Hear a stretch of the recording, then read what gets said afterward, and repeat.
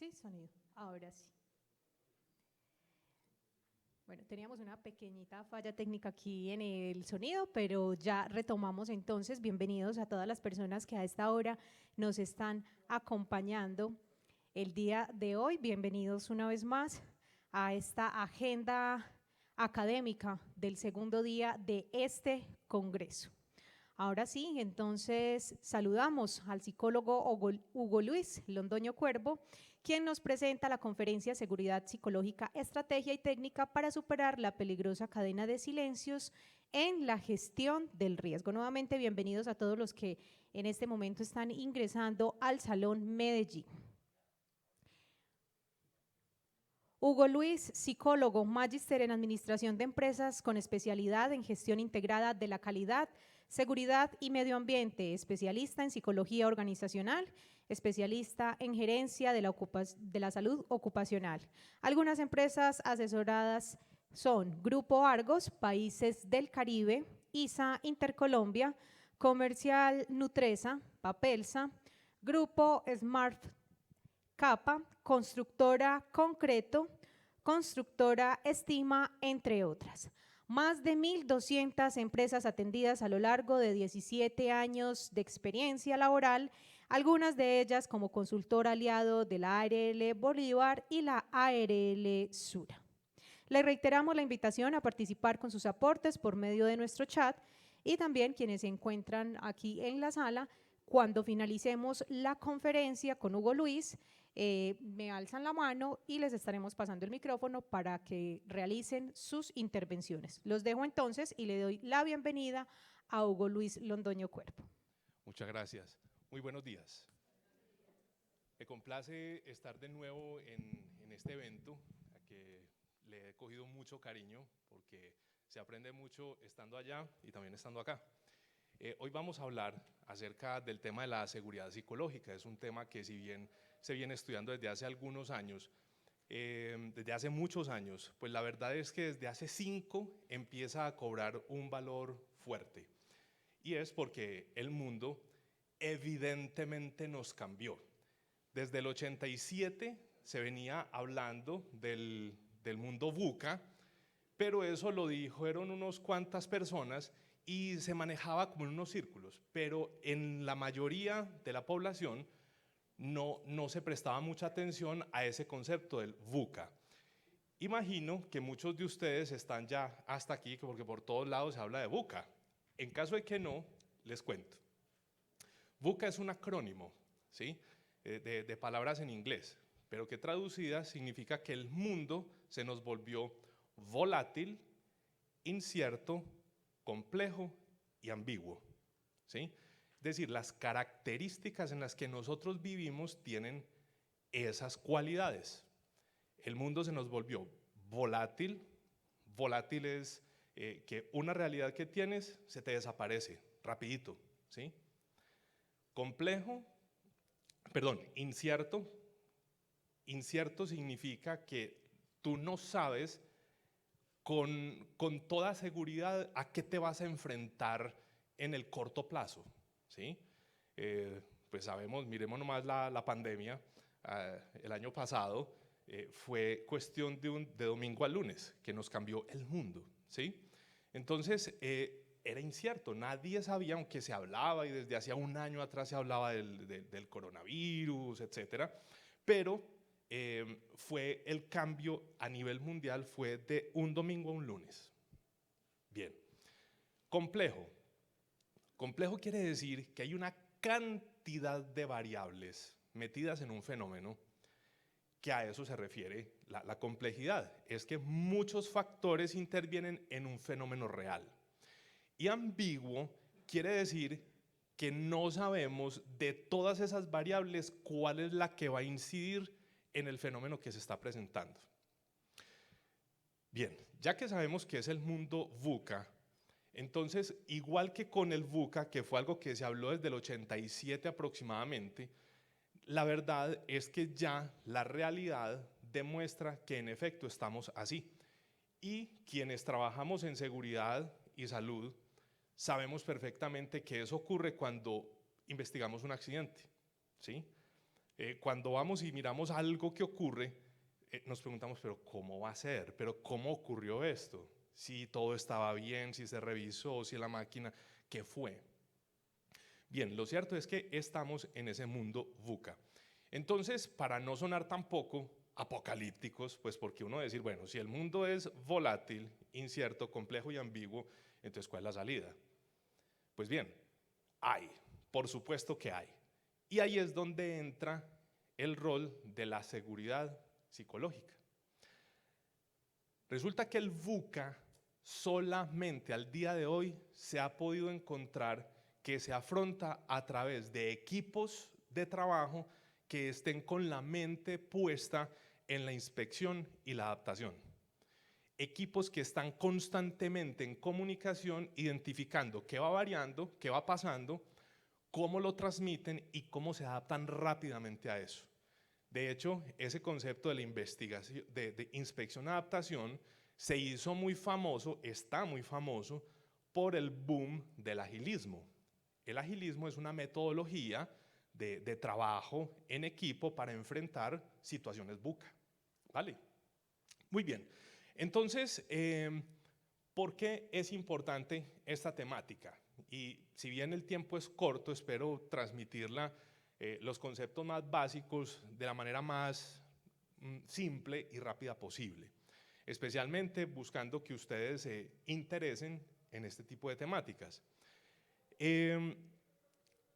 Resulta entonces que si sobrevivir a un mundo tan complejo, tan volátil, requiere trabajos en equipo, pues el silencio es una amenaza, ¿sí? Y sabemos que es frecuente encontrar miedos en los equipos de trabajo. Si vemos, hay personas, cuando investigamos accidentes, es frecuente encontrar que alguien decía, yo sí vi eso, o yo sí se lo dije a mi compañero, pero no más. Y cuando uno investiga más y más, se encuentra que hay factores organizacionales que impiden la fluidez de los equipos para la comunicación. Entonces, para que vamos a avanzar, el centro de este proceso es encontrar técnicas y estrategias, primero la estrategia y después técnicas, para desarrollar en los equipos de trabajo una cultura que favorezca esa seguridad psicológica. Es decir, la capacidad de las personas ser activas, de que la gente no tenga miedo, de que la gente sea capaz de asumir el riesgo de hablar, ¿vale? Muy bien, entonces vamos a continuar la siguiente diapositiva. Pues mi nombre es Hugo Londoño y pues bueno, ya yo digo que este año ya cumplo 21, o sea, ya cumplo 20 años, voy a cumplir 20 años trabajando la psicología asociada a la gestión del riesgo. Yo llegué a esto por accidente, ¿sí? Jamás me imaginé cuando hice el pregrado de psicología que me iba a dedicar a esto. Yo tenía la mente puesta en otra cosa, pero fue amor a primera vista, ¿sí? Porque me di cuenta que en este terreno la psicología podía dejar de ser etérea y podía dejar de ser solamente como conceptos de motivación, de lúdica, de aprendizaje, y se convertía en algo que podía ser muy concreto y es ayudar a salvar vidas. Entonces, a partir de ahí, tuve la oportunidad de trabajar en una ARL y a partir de ahí me enamoré de la gestión del riesgo. Tan así que en el 2008, junto con mi socio, montamos una empresa que hoy se llama Cultura Segura, que es una organización que trabaja pues con el centro desde aquí, desde el Valle de Aburrá, pero atendemos hoy servicios en toda Latinoamérica. Desde o sea, un día como ayer estábamos en Brasil, Haití, Chile, y bueno, y trabajando desde aquí, asesorando a otras empresas también, no solo de Colombia, sino también a nivel internacional. Entonces, lo que yo quiero transmitirles hoy es también el recorrido de haber acompañado, y espero que sigamos haciéndolo por mucho más tiempo, pero haber acompañado desde la médula de la organización las transformaciones que entre otras ayudan a favorecer la seguridad psicológica, ¿sí? Muy bien, pasamos por favor de diapositiva.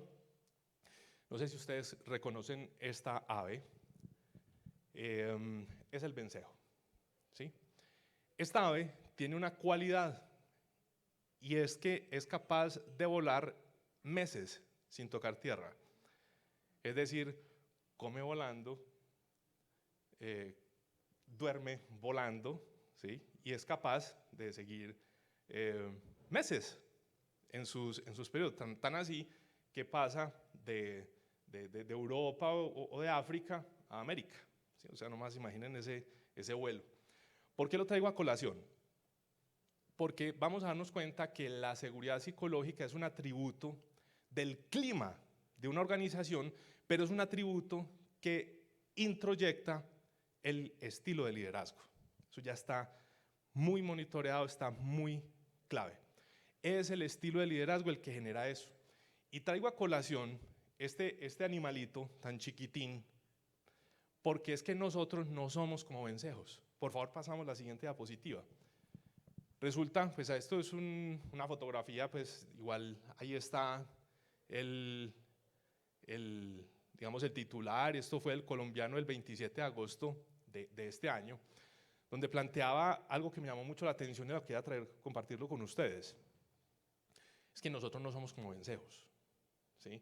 Nosotros quisiéramos, o sea, que rico, o sea, y uno ve los seriados en las plataformas, los que aún ven televisión, pues entonces ven televisión y ven series, y si ustedes ven las series todas son como de gente adicta al trabajo. Entonces, si vamos al clásico, un Doctor House, pues es un tipo que todos vivían casi que en el hospital. Si miramos las series de abogados, todos están metidos, casi que duermen en el sitio de trabajo. Hombre, muy chévere, pero la verdad es que nosotros no estamos diseñados para ese ritmo. Y por favor sigamos a la siguiente diapositiva. Y para poder comprender, si sabemos que el liderazgo es el núcleo de ese fenómeno de la seguridad psicológica, hay que romper con un mindset. Y es el mindset del superhéroe. Porque el líder, sobre el líder, ha habido mucha literatura, incluso unas percepciones organizacionales, donde el líder es casi como infalible. O sea, el líder es todo. Entonces, sabe de economía, sabe de administración, sabe de lo técnico que se ocupe la organización, sabe de psicología, es un todo. Y si ustedes miran la literatura plantea, sobre el líder reposa una inmensa responsabilidad. Entonces, si ya estamos en el mundo VUCA, pues este liderazgo ya es hora de deshacernos de ese papel. Porque entonces el líder, ¿quién se encarga de cuidar al líder? ¿Sí? O sea, es ilógico, pues si todo el mundo fuera obediente, pues bueno, un líder tendría la capacidad de dar instrucciones y bueno, y los otros que sigan. Pero es que eso no sirve para sobrevivir hoy. Pasemos de diapositiva. Hoy estamos, para abordar la realidad, solo la podemos hacer a través de red, de equipos que se comunican, equipos que manejan polivalencia en roles, equipos que son capaces de autoorganizarse. Y ahí viene un reto para la gestión del riesgo, porque nosotros tenemos una formación y en algunas industrias, por ejemplo la aeronáutica, es fundamental que las personas estén diseñadas para seguir instrucciones, ¿sí? Por ejemplo, cuando se hacen mantenimientos a las aeronaves, es una regla que tienen ellos y es nadie puede entrar ahí a trabajar de memoria o a decir, no, yo qué sé esto, hagamos este detallito. Cero. No obstante, aún así en el sistema aeronáutico hay que aprender a encontrar cuál es el punto donde trabajamos siguiendo instrucción y cuáles son las alternativas que da el liderazgo y la organización para poder trabajar colaborativamente, ¿sí? Y por eso incluso la industria aeronáutica tiene una técnica que se llama los briefings. Los briefings son 2 momentos en el día donde se reúnen para informarse de lo técnico y de la seguridad. Y son momentos de 5 minutos. Entonces todo el mundo está en conciencia situacional, ayudando a que las personas perciban las realidades. Bien, Entonces, si ya tenemos este concepto, vamos a pasar a la siguiente diapositiva. Solo decirles que si tenemos que trabajar en equipo, yo quiero decirles que de esto en las memorias va a estar, pero solo para mostrarles que esto desde el 96 y sobre todo en el 99 empezó a estudiarse. Y este es el momento donde apenas estamos conociendo generalizadamente lo que es seguridad psicológica. Y esto también lo digo porque a veces estamos siempre dependientes de qué nos dicen otras instituciones universitarias. Entonces uno dice, bueno, ¿quién lo dijo? Harvard. Ah, entonces sí, le presto atención, ¿sí? Entonces cuando uno siempre está esperando qué ocurre, qué hacen otros grandes, a veces uno desvalora lo que uno hace. ¿Desde hace cuánto tiempo ustedes han escuchado hablar de la importancia de la asertividad en la comunicación? Perfecto, toda la vida. Bien, esto, en otras palabras, es la sofisticación de la comunicación asertiva, ¿vale? Y además, esto está ligado con otro concepto que sí se vino trabajando desde hace mucho tiempo con James Reason. Reason es muy famoso en nuestra comunidad por lo del queso suizo, ¿sí? Entonces, que es la explicación que Reason daba para metaforizar la ocurrencia de un accidente. Es decir, que un accidente es la consecuencia de una serie de factores que favorecieron la materialización. James Reason, junto con otras personas, también crearon lo que se conoce como la cultura justa. ¿Han escuchado? Bien, la cultura justa es la razón por la cual los aviones cada vez se caen menos. Es la razón por lo que las plantas nucleares cada vez son más confiables, ¿vale? ¿Y qué es la cultura justa? La cultura justa es la claridad de las reglas para que las personas no tengan miedo a equivocarse. Es decir, el error es parte del trabajo y hay niveles de error. ¿Qué es lo que hizo la cultura justa? Establece unas reglas de juego, una línea amarilla en la cual hay unas razones que si las cruzas, sí o sí tienes una acción disciplinaria. Mínimo es una acción disciplinaria. Pero si no cruzas, todos los errores que estén a partir de ahí no tienen por qué ir en contra tuya. Van captando el papel del liderazgo, porque el liderazgo toma decisiones cuando hay errores. Y en nuestro medio, en Latinoamérica, hemos comprobado que es un patrón que el error, la consecuencia es ¿cuál? Castigo. Entonces, o lo echan, o se la montan, ¿sí? De pronto quienes están por fuera, bueno, cuando dice se la montan es que le sancionan, le cogen inquina, ¿sí? La gente empieza a decirle sapo, etc. Nosotros tenemos una percepción frente al error donde estamos condicionados a ajusticiar el que se equivoca. Pero eso en el mundo buca, eso de pronto servía de los años 60 para atrás, ¿sí? Cuando todavía la industria funcionaba muy en serie. Entonces los sistemas no eran tan complejos. Bien, pasemos por favor. Gran parte de esta conversación la vamos a basar en este libro. Este libro es muy reciente. Es como las organizaciones intrépidas. La autora es Amy Edmondson y esta señora, si bien no es psicóloga, ha trabajado con muchos psicólogos, ¿cierto? Y no hay que ser eminentemente psicólogo para trabajar sobre el comportamiento, ¿sí? Lo cierto es que esta señora se centró en los factores del por qué había silencios. Tan así que en este libro ustedes pueden encontrar que hay alusión de cómo detrás de Fukushima, de Chernobyl, de los desastres de los transbordadores espaciales, de muertes de pacientes en hospitales, ha tenido que ver el silencio. situaciones que si alguien hubiera expresado y si esa situación se hubiera tenido en cuenta y se hubiese gestionado, ese desastre no habría ocurrido. Pues bien, les hablaba de James Reason y su cultura justa, y es que el gremio aeronáutico comprendió que detrás de muchos accidentes lo que había era cadenas de silencio. La gente temía reportar un error, decir me equivoqué, ¿sí? O decir, oye, alguien está haciendo algo mal, o si el jefe está tomando malas decisiones, podemos ver la organización, ¿sí?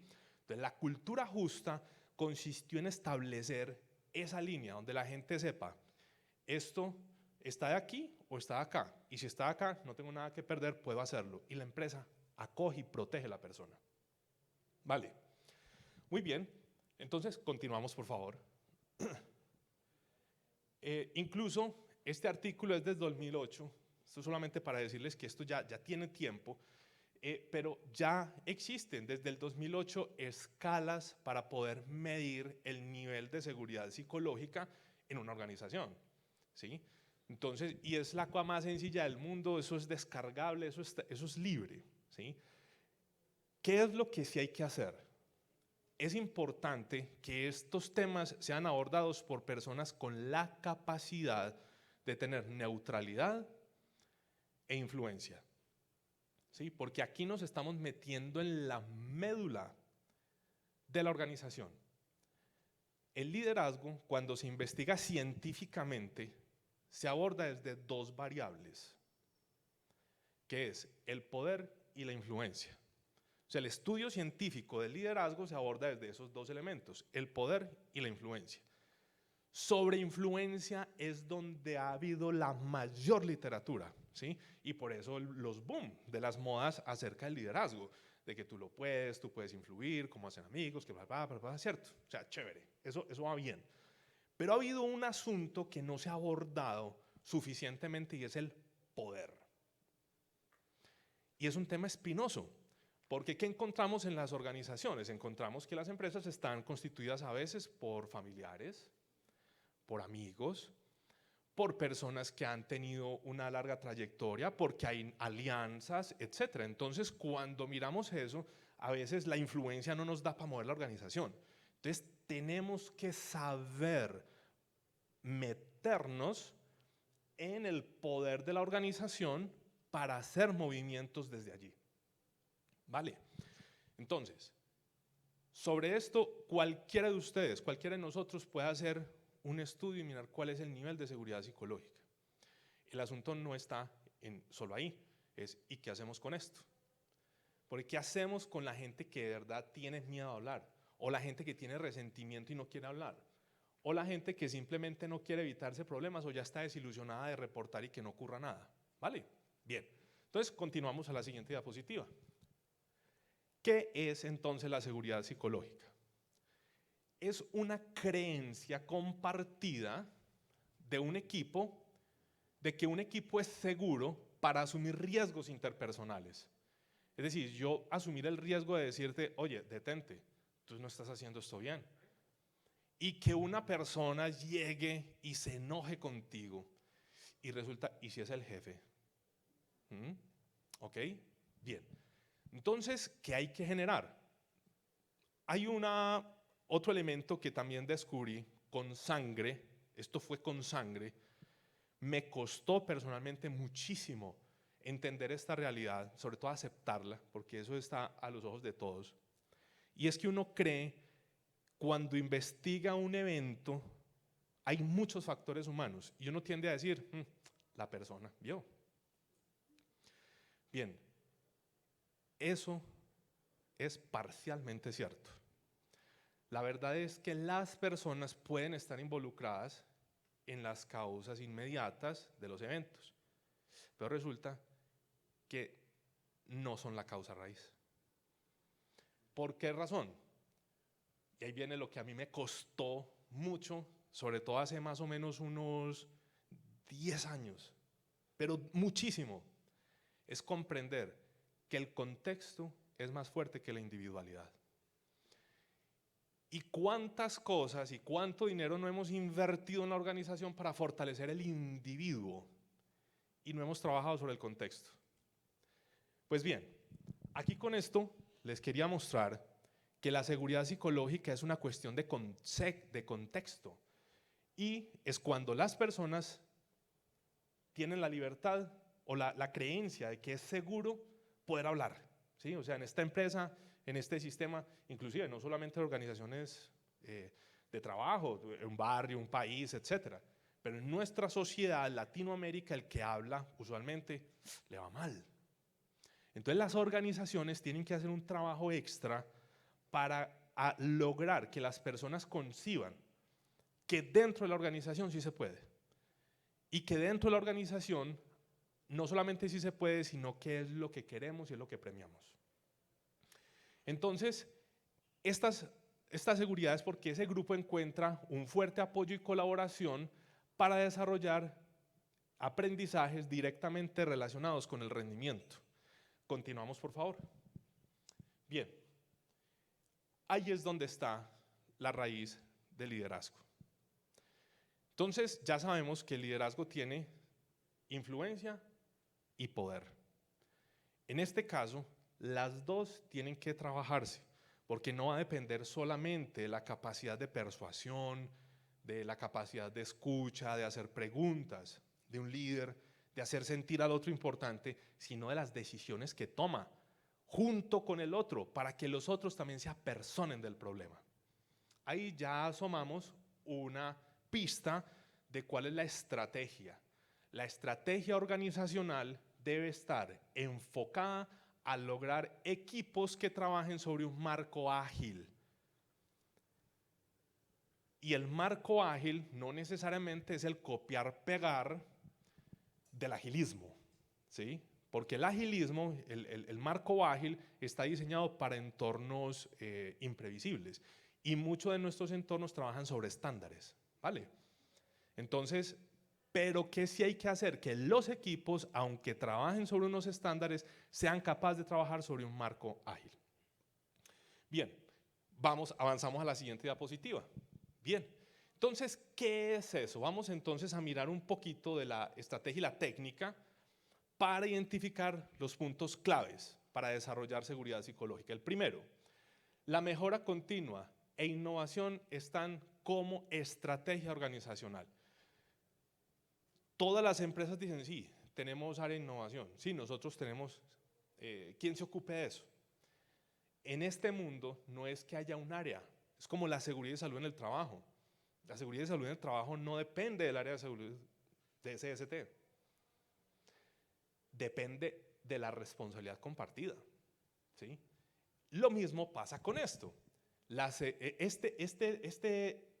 estrategia tiene que estar enmarcada en trabajar sobre los aprendizajes continuos. Y el aprendizaje continuo es el del error que tú tuviste, el que tú tuviste, el que tú tuviste, el que yo tuve. Y es cómo hacemos de esos errores o de esos potenciales detectados fuentes de aprendizaje. Les voy a dar otro dato. Las empresas de clase mundial, eso fue algo que encontramos, las que tienen clase mundial suelen tener en reportes, o sea, hallazgos, suelen tener 3 reportes per cápita quincenales. Más o menos, ¿qué es? Si una organización tiene 100 personas, cada 15 días usted cuenta cuántos reportes nuevos hubo y hay 200. Es decir, que en un mes esa empresa de 100 personas tiene 400 datos. Entonces, en un año. ¿Vale? Entonces uno dice, no, en la empresa reportamos. Sí, ¿cuántos hay? Hay 20 reportes este mes. No es suficiente. El mundo es tan complejo que necesita tener más información. ¿Y qué se hace con esa información? Pues ya vamos a ver a continuación. Pero básicamente, si una organización sabe que el mundo es complejo, tiene que estar orientada a aprender. Y aprender implica generar aprendizajes no delegados a un líder, sino que la gente que está trabajando sea el motor del aprendizaje, todos, en todo nivel. Segundo, vamos a permitir el espíritu crítico. ¿Sí? Hay una clave y es que en toda organización se diga aquí la transparencia es regla. Y eso en la cotidianidad, lo que se debe premiar es que las personas hablen. De hecho, por eso hay organizaciones que prescinden de talentos buenísimos, pero son líderes que no permitían el espíritu crítico. Entonces, no hay aprendizaje y de eso lo que hay detrás es pérdidas y consecuencias muy negativas. Lo otro es crear un ambiente de aprendizaje en el que constantemente y de manera natural se puedan comprobar realidades. Entonces, ¿qué quiere decir? Tú dices algo, demuéstralo, ¿sí? Cualquiera puede hacerlo, demuéstralo. Y ese demuestra no es ir contra alguien, sino muestra el fenómeno y actuemos rápido en equipo. Eso es el marco ágil. Lo otro es la seguridad psicológica, es un clima que permite a las personas compartir observaciones e ideas que detecten a tiempo lo que podría estar fuera de base. ¿Vale? Por eso nosotros en la organización una estrategia es que hay que pasar de los indicadores reactivos, que son los que tenemos constantemente, que son índice de frecuencia, severidad, ¿sí o no? Tasa, frecuencia, severidad. Chévere, eso es importante, pero si uno hace gestión basado en eso, está ciego. Uno tiene que incluir indicadores proactivos, son más o menos 10. Uno de ellos se llama el índice de corrección del riesgo. Y el índice de corrección del riesgo, para que tú lo puedas tener, mide básicamente cuál es la velocidad en corregir un hallazgo. Entonces los hallazgos necesitan ser discriminados, nosotros le llamamos el AMB, o sea, hallazgos de criticidad alta, media o baja. Y de acuerdo al AMB, hay un criterio organizacional para decir si es un riesgo alto, cuánto es el tiempo que nosotros debemos como sistema, como organización, cuál es el tiempo que debemos tener para darle solución de raíz a ese potencial. ¿Sí? ¿Vale? Entonces, por eso, ahí es supremamente importante que aparezcan hallazgos para que haya velocidad en el cierre.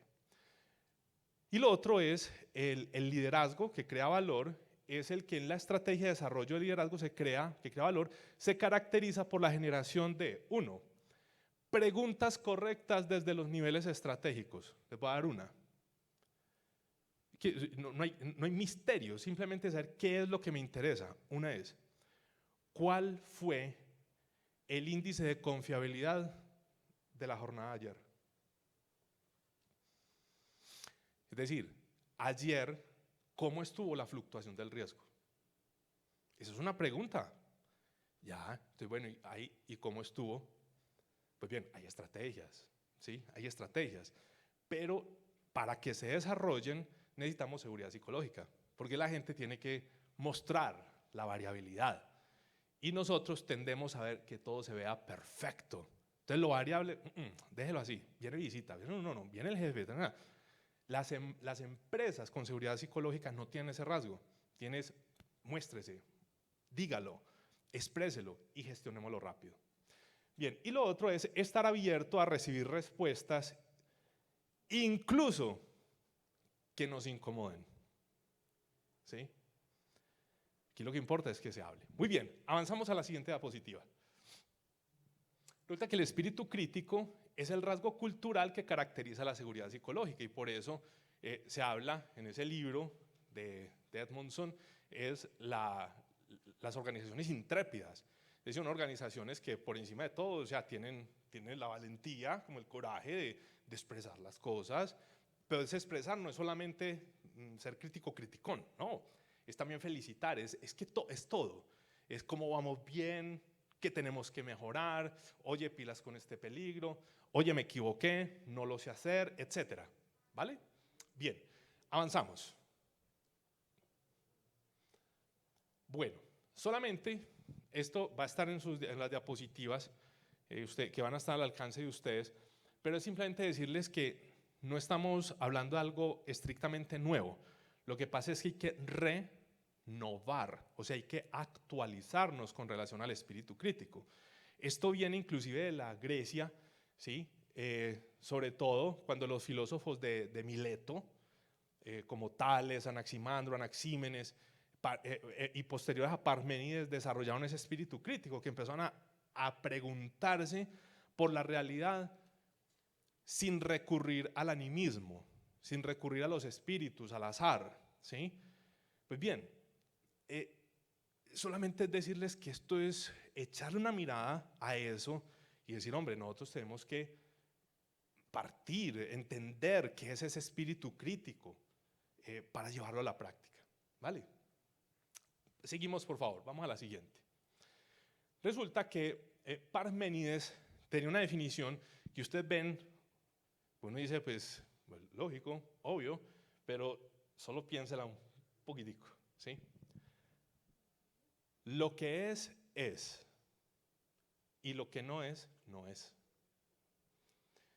Bien, ¿qué implica esto? Es nosotros, además de señalar un fenómeno, necesitamos en equipo hoy explicarlo, entenderlo. Y si lo entendemos en equipo, podemos darle un curso hasta que haya corrección, estandarización y divulgación organizacional. Cuando digo divulgación es que hay aplicación, o sea, una lección aprendida no queda solo bueno, sí, ya en esa área lo corrigieron. No, hubo mejora de la estandarización y hubo una multiplicación de todas las áreas que estaban comprometidas con eso, aplican la mejora, ¿sí? Entonces, lo que es y lo que no es, no es. ¿Y qué implica? Estar basados en la evidencia, mostrar evidencia, necesitamos generar ese clima. Seguimos a la siguiente diapositiva, por favor. Bien, otro autor que ha trabajado mucho la seguridad psicológica es Paul Verdin, y él plantea una cosa que es demoledora, es real. El mayor error del liderazgo en la práctica está en que los ejecutivos suelen responder preguntas en lugar de que vengan de la colección de aportes surgidas de diversas partes de la organización. ¿Recuerdan el Superman que vimos ahorita? Cambiar ese mindset es imperante. O sea, hay que hacerlo. Y es el líder que todo lo sabe, que esté informado. Sí, yo ya sé, ese accidente, no, es que ese accidente fue porque la persona, ¿cómo es que mete el dedo ahí? ¿Sí? O sea, ya tiene, los líderes tienen constantemente hipótesis, y aquí el ejercicio es completamente contrario. Es ampliar el análisis, llamamos la escucha, pero básicamente es el análisis del contexto para poder generar una decisión sobre lo que realmente es, no sobre hipótesis, ¿sí? Bien, avanzamos, por favor. Bueno, y entonces, esto implica hacer un trabajo organizacional. ¿Cuánto tiempo tenemos? Me quedan 5. Listo. Es un trabajo en el que empezamos a que las personas tengan la tranquilidad de ser como son, de que puedan hablar cuando hay errores, de que puedan pedir ayuda, que puedan aportar ideas locas sin preocuparse de que los demás puedan decir o no decir, ¿sí? Bien, avanzamos por favor a la siguiente. Bueno, voy a omitirlo para que tengamos espacios para las preguntas, nos quedan 5 minutos. Entonces, simplemente es expresar que detrás de accidentes como este de Aeroperú, el hecho de que muchas personas vieran un asunto y que quizá no hayan comentado algo simple, y era que una cinta había quedado cubriendo un sensor, que era el que comunicaba con todo, ese avión se accidentó, ¿sí? Y la causa raíz, además, fue que esa persona, esta gente no fue capacitada, porque ese accidente se puede haber prevenido si hubieran desconectado la computadora del avión. Sí, es una pena. Bien, seguimos, por favor. Bueno, listo. A la siguiente, por favor. Bien, y para que un par de preguntas, básicamente decir que la seguridad psicológica se instaura con tradición de casos racionales participativos. Recuerden, si uno quiere que un comportamiento se genere, lo que hay que generar es frecuencia de comportamientos, ¿sí? Si tú quieres que algo se genere, pues tiene que estimular que se repita, ¿vale? ¿Qué hay que hacer que se repita y cada vez más? Que las soluciones salgan en equipo, ¿sí? Gente de parte operativa, liderazgos, etcétera, pero que esos problemas críticos no salgan de un grupo de expertos que se encierran a mirar el fenómeno, sino de la parte de los involucrados. Lo otro, facilitar la genuina participación a las personas sin temor ni consecuencias negativas, es decir, instaurar un sistema de cultura justa. 3, modelar comportamientos que se desean ver. ¿Y cuáles son claves? Yo necesito modelar y moldear comportamientos que estimulen la curiosidad, la pasión, la humildad de conocimiento y el desarrollo de habilidades. Eso hay que premiarse, y que no exista, tenemos que extinguir ese comportamiento para que los equipos tengan más aparición de conductas favorables. Lo otro es relacionar los conocimientos estratégicos con la naturaleza del comportamiento humano y la naturaleza del desarrollo de la cultura. Es decir, los líderes deben tener conocimiento de algunos elementos de la psicología humana, ¿sí? Necesitan tener ese conocimiento para tomar decisiones, para comprender que una persona, una curva de aprendizaje, no todo el mundo la tiene igual, ¿sí? Para entender que también hay historia que puede que limite la comunicación de algunas personas, ¿sí? Y finalmente, desarrollando eventos vivos y dinámicos para la integración de diversas perspectivas por medio de equipos que trabajen a partir del autogobierno, ¿sí? El sistema, hay que tener ciertos niveles, no todos, de autogobernanza. Muy bien. Vamos a dejar allí, seguimos a la siguiente diapositiva. Bueno, también solamente para explicar que ya la cultura entró a ser valor en la organización al punto que hubo un hito en la cultura, y es que Amazon compró a Zappos, una empresa de menos de 100 personas, lo compró por $807 millones. La única razón es que ese grupo de gente tenía incorporadas en su cultura esas características, y la compró para aprender y que Amazon lograra incorporar esa cultura, ¿vale? Entonces esto no es solamente digamos un capricho o un lujo, es un asunto de supervivencia, ¿vale? Muy bien, voy a dejar entonces ahí, no sé si tienen alguna pregunta por favor.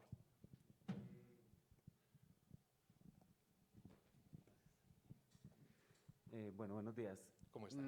La pregunta que tengo es, desde tu experiencia, entendiendo la cultura de todas las personas a nivel de las organizaciones, que es el miedo al reporte, ¿qué estrategia tienes o nos puedes dar hoy para poder quitar ese miedo a las personas y que realmente reporten sin el temor a de pronto ser castigados? Entendiendo obviamente que todo empieza desde la alta dirección y desde un liderazgo, pues como lo has mencionado dentro de la charla. ¿Qué otro tipo de estrategia podemos incorporar en las organizaciones para que realmente exista esa cultura de reporte? Bien. Dentro de los hábitos culturales, la cultura se divide en dos: hábitos y confiabilidad, ¿sí? Voy a hablarte de los hábitos. Son 4 variables: gobierno, liderazgo, tradiciones y comunicaciones. Bien, cuando dices qué estrategia, vamos a mirar dentro del gobierno. Es fundamental establecer un sistema de padrinazgos y un sistema de cultura justa.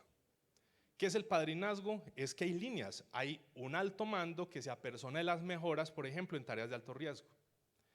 Hay otro gran padrino que se ocupa de manejar comunicaciones y liderazgo. Hay otro que empieza y trabaja quizá elementos de riesgo tránsito, ¿sí? De emergencias, etc. Entonces, 1, padrinos. Segunda estrategia, cultura justa. Entonces ahí desde el gobierno, cultura justa es decreto, es un decreto organizacional que establece las líneas. Hay tres, grosso modo, hay tres cosas que son sancionables sí o sí: sabotaje, violentar reglas de oro y actos temerarios. Ahí eso va sí o sí acciones disciplinarias. Pero el resto tiene que entrar. Entonces eso si queda decretado, ya hay un marco de actuación. En liderazgo hay que generar un elemento que hemos llamado cercanía de poder. No somos los primeros en hablar de ello, pero después de compilar le hemos dado ese nombre, cercanía de poder, y es que el liderazgo no puede ser 100% remoto. La seguridad psicológica ayuda a tener presencia como líder aún no estando contigo, pero en la mente, en la creencia y en la incorporación de ese líder. Pero hay otro asunto, y es que no se puede generar solo remotamente. Hay que tener ciertos momentos de visitas, de llamadas telefónicas, etc. Entonces ahí va, con liderazgo, cercanía de poder. Tradiciones. Con tradiciones hay que generar unos índices proactivos, indicadores proactivos, y unas prácticas que vayan dándole contador a esos indicadores, ¿sí? Por ejemplo, número de casos que están grupos, equipos, pequeños equipos, trabajando en solucionarlos, ¿sí? Entonces, y la otra tradición es felicitar. Hay felicitaciones que unas son de menor intensidad y otras de mayor intensidad, si es mensual, trimestral, semestral o anual, ¿sí? Entonces, el margen, la intensidad del premio es mayor. Y frente a comunicaciones, las comunicaciones tienen el reto de tener comunicaciones customizadas, es decir, no generar genéricas, porque en las comunicaciones usualmente se hace información para todo el mundo, y chévere, la gente está bien, pero también mucha gente dice, ese mensaje que me llega no me encaja a mí. Entonces, las comunicaciones deben establecerse a través de una parrilla por grupos de interés. Entonces, establecer cuáles son los grupos de interés y fortalecer, y desde las comunicaciones, fortalecer la información técnica que la gente necesita. Entonces, no solamente motivacional, sino que la información que me llegue es la que realmente necesito. Es una pregunta muy profunda la que tú dices, pero espero haberte dado al menos unas luces en torno a esas 4 variables. ¿Otra pregunta? Muy bien, no siendo más, les agradezco mucho su atención y pues bueno, un excelente resto de día. Bueno, a Hugo Luis Londoño Cuervo, muchas gracias por su intervención. Les recordamos que estamos en la 27ª semana de la salud ocupacional. ¿Cómo hemos cambiado medio ambiente, trabajo, casa, empresa y familia?